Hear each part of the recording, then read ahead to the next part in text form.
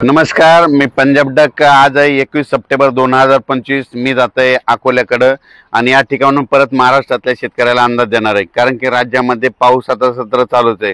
तर हे पाऊस कधीपर्यंत राहणार आहे तर सांगायचं झालं तर आज 21, 22, 23च्या दरम्यान तुम्हाला सांगू इच्छितो की मराठवाड्यामध्ये आणि पश्चिम महाराष्ट्रात पाऊस म्हणता हे सत्र 2-3 दिवस आणखीन चालूच राहणार आहे. दररोज वेगवेगळ्या भागात पडणार आहे, पण मराठवाड्यामध्ये सगळ्या जिल्ह्यामध्ये दररोज वेगवेगळ्या ठिकाणी पाऊसमध्ये या 4 दिवस पडणार आहे म्हणून हा अंदाज लक्षात यायचा.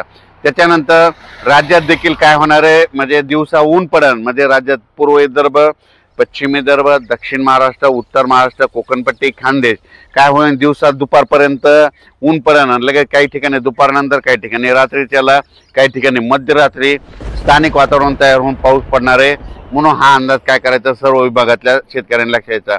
मग त्याच्यानंतर काय होणार आहे 25 आणि 26 तारखे 25 आणि 26 सप्टेंबरला राज्यातला थोडा पावसाचा जोर थोडा कमी होणार आहे, पण त्याच्यानंतर राज्यात परत एकदा मोठा पाऊस येणार आहे म्हणून हा अंदाज सर्वप्रथम शेतकऱ्यांनी लक्षात द्यायचा. मग तो मोठा पाऊस कधी येणार आहे तो काय होणार आहे 27 तारखेपासून ते 30 तारखेच्या दरम्यान राज्यामध्ये ठिकठिकाणी मुसळधार, काही ठिकाणी अतिमुसळधार, काही अतिवृष्टी देखील होईल म्हणून हा अंदाज लक्षात यायचा. मग तुम्हाला एक सांगू इच्छितो की तो पाऊस कुठं होणार आहे तर सगळ्या सुरुवात काय होणार आहे, सुरुवात होणार आहे म्हणजे सांगायचं झालं तर पूर्व विदर्भातून काय होणार आहे 26 तारखेला सुरुवात होणार आहे.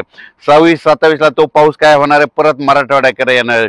त्याच्यानंतर तो पाऊस तसा पुढं सरकत 27-28ला काय होणार आहे पूर्व विदर्भ, पश्चिम विदर्भ, मराठवाडा आणि लगे पश्चिम महाराष्ट्र आणि उत्तर महाराष्ट्राकडे जाणार आहे. त्याच्यानंतर 27, 28, 29च्या दरम्यान संपूर्ण महाराष्ट्र व्यापून टाकत आणि ठिकठिकाणी काही ठिकाणी मुसळधार, कुठं अतिमुसळधार, मुंबई देखील मुसळधार होईल, पुणे, सातारा, सांगली तिकडे देखील अतिमुसळधार पाऊस पडेल. त्याच्यानंतर सोलापूर जिल्ह्यात देखील मुसळधार पाऊस पडेल. त्याच्यानंतर लातूर जिल्ह्यात देखील आहे, बीड जिल्ह्यात देखील आहे, परभणी जिल्ह्यात देखील आहे. त्याच्यानंतर जालना, नांदेड, संभाजीनगर म्हणजे सांगायचं झालं तर जिल्ह्यामध्ये 2-4 म्हणजे खूप ठिकाणी जोराचा पाऊस, कुठं अतिमुसळधार, कुठं रिमझिम असा पाऊस पडणार आहे म्हणून हा अंदाज लक्षात घ्यायचा.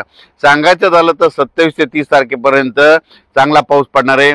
1 तारखेला परत राज्यात काय होईल अशी चांगलं धुई येईल म्हणजे ऊन पडायला परत धुई येणार आहे. काही जण धुई म्हणतात, काही जण धुके म्हणतात, धुरळे येईल म्हणून हे लक्षात घ्यायचं. म्हणून हे अंदाज सगळ्या शेतकऱ्यांना लक्षात घ्यायचा.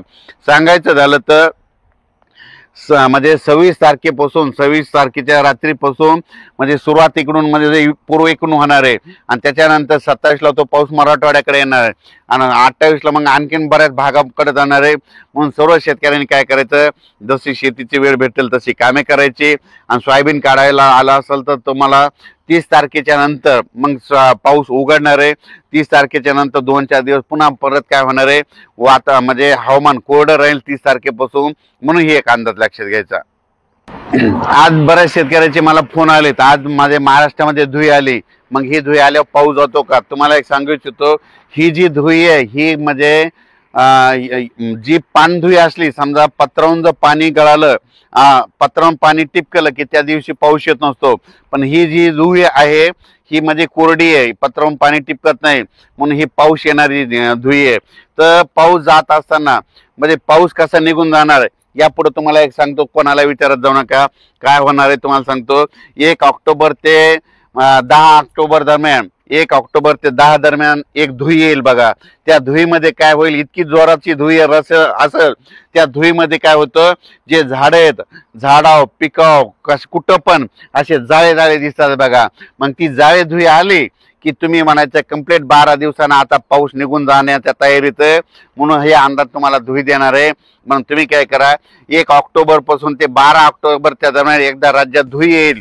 ती मोठी धुई आल्याच्या नंतर जाळे समजा पिकाव तुमच्या पडले, झाडाव पडले, कुठं जाळे दिसू लागले असे जाळे जाळे दिसू लागतात, जाळे धुई त्याला म्हणतात. जाळे धुई आली की लगेच पाऊस निघून जायचं कंप्लीट 12 दिवसांना तिथून पाऊस निघून जायला तयारी करतो म्हणून हे सगळ्यांनी लक्षात घ्यायचं. आणि हे आज जी धुई आली ती कोरडी धुई आहे म्हणजे पानधुई नाही. पाणी जर असतं ह्या धुईमध्ये तर काय होतं ही धुई आल्याच्या नंतर गाड्यावर पाणी राहतं, पत्रावून पाणी टिपकतं, पत्रावून पाणी टिपकू लागलं, गाड्यावर पाणी साचलं तर काय होतं त्या दिवशी पाऊस येत नाही. पण ही कोरडी धुई आहे म्हणल्यावर कोरडी धुई म्हणलं की पाऊस येतो. म्हणून हे एक सगळ्यांना निसर्गाचं एक कारण लक्षात येतं. राज्यात आता ना 1 ऑक्टोबर ते 10 ऑक्टोबरच्या दरम्यान एक जाळी धुई आहे आणि जाळी धुई आले की कंप्लीट तिथून 12 दिवसाला पाऊस निघून जातो. म्हणून हे एक सगळ्यांनी लक्षात घ्यायचं. पण राज्यात मात्र 26 तारखेपासून ते 29 तारखेपर्यंत ठिकठिकाणी जोराचा पाऊस पडणार आहे.